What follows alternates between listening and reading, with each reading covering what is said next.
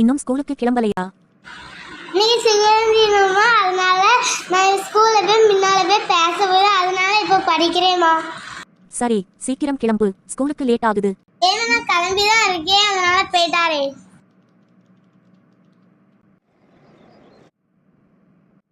ஆனா ப்ரிப்பேர் பண்ணிட்டியா? படிச்சிட்டேன் சார். அனைவருக்கும் வணக்கம்.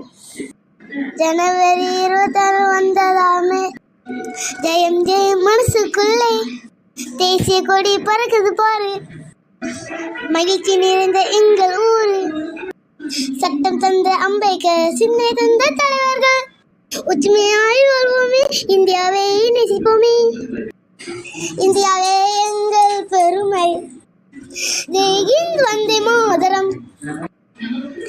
நன்றி, வணக்கம்.